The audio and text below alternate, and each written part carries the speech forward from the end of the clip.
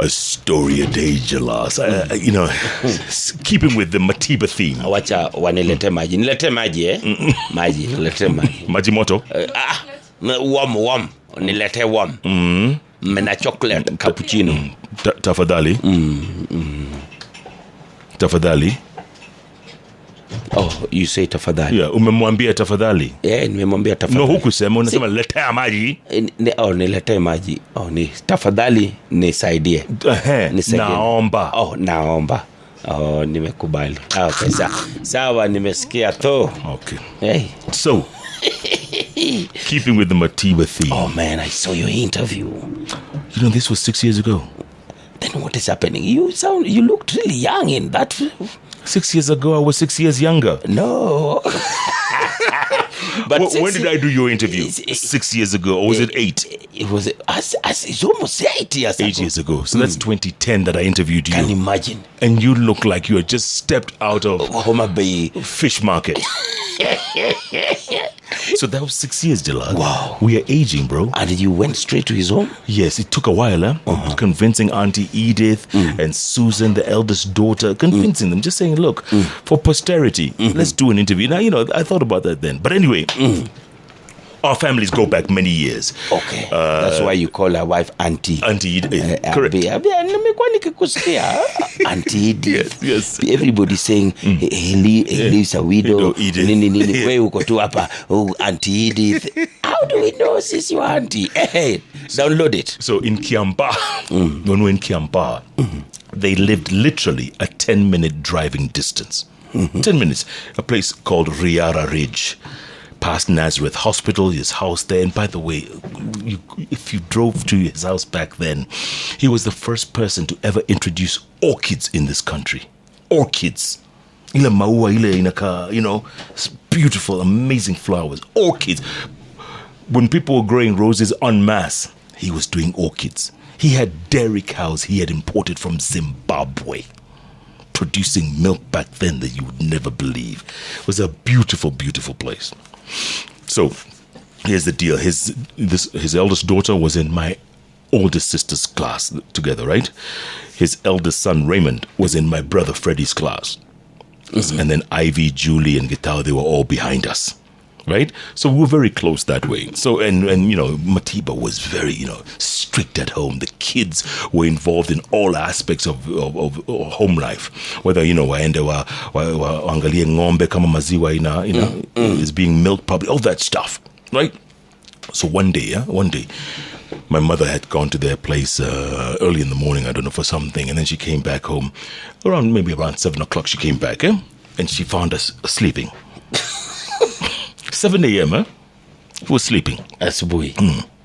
So she opens our door, draws the curtains open, opens the windows and says, you lazy buggers. How dare you asleep at 7 a.m. And Raymond Matiba woke up early in the morning. He's there with the cows, making sure the cows are milked and everything. And, she was really angry. And I turned to her and I said, Mom, maybe if we had cows, I would wake up at 5.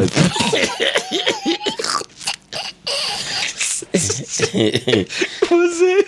I don't know where I got that one from. So that ended that conversation. Yeah. Your mom might have been very, very kind. If you tried that on my mom, it would have earned you a slap that would cover your ear, nose, and eyes at a go. That you would feel all the way into next week. I'm telling you. What? Fast forward. So my eldest sister is working for Central Bank here in Nairobi. Right? She gets a job with Central Bank. And in the meantime, she applies to college in the UK. Okay. Gets accepted to Leeds University. And the Central Bank is funding part of it, yeah? As part, she got a scholarship and Central Bank is funding it. So the tuition is all sorted and transport back home, right? She gets that paid for. So it comes the day of her leaving. It's the first person in our family taking off for school, right? She goes to the airport, and guess who's there with his? Is it 2 kids or let's say 2 kids, right? Going to the UK. Guess who's at the airport? Matiba. Kenneth Stanley Jindo Matiba. He's taking his kids to school in the UK.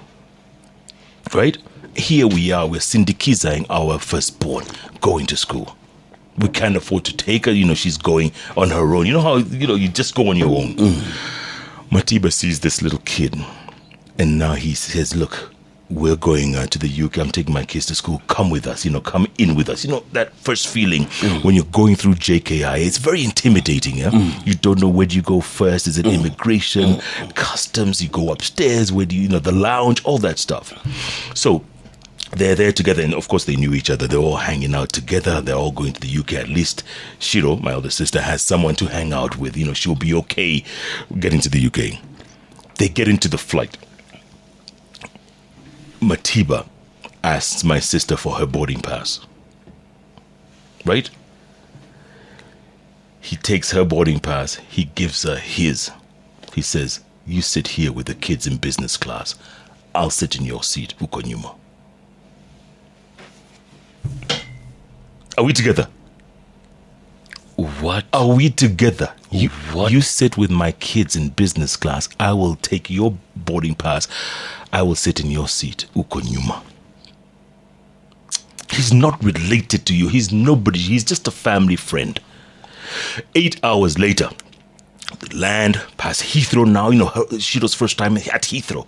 Again, intimidation. What are you doing here? Where are you going? All that stuff. Matiba ushers them through. He helps that whole process. They come out, customs, immigration, everything. And he asked, so where's your train? What time is your train? And she said, look, it's later on today, about 4 o'clock, going to Leeds, up north, far. He says, why don't you come to our hotel? Come and hang out with us, and I'll take you to the train station later. In the taxi, Shiro comes. They're there to their hotel. I don't remember the name of the hotel. And the kids are, that's where they're going to be for the day, I think for the night or whatever, with their dad. So he says, look, you guys just hang out. Go and have breakfast and just get some rest. And I'll let you know when it's time to go to the train station. There again, soft landing. In London. Later on, about 2 o'clock, he wakes her up and he says, listen, Shiro, time to go to Paddington, I think it was, Paddington Station. I'll take you there. Don't worry, I'll take you and I'll make sure you get on the train. He's left his kids now in the hotel. They're chilling. He's taken Shiro, Paddington Station. He gets her a ticket to Leeds. She hasn't bought it because obviously, she hadn't been there before. He buys a ticket to Leeds and he gives her, I think he gave her like £200 or something. Back then, 80s. Early 80s, gives her like £200. And he says, listen, here, you take this and good luck. Stranger, not relation, family friend only. Wow. Shiro gets on the train, heads to Leeds, and she never forgot what Uncle Ken did for her. Uncle? Uncle Ken. But just imagine that whole, from the plane, from Nairobi here. From Nairobi, boarding pass. He sits in the back. He ushers them through Heathrow. He takes them to the hotel. He takes them back to the train station.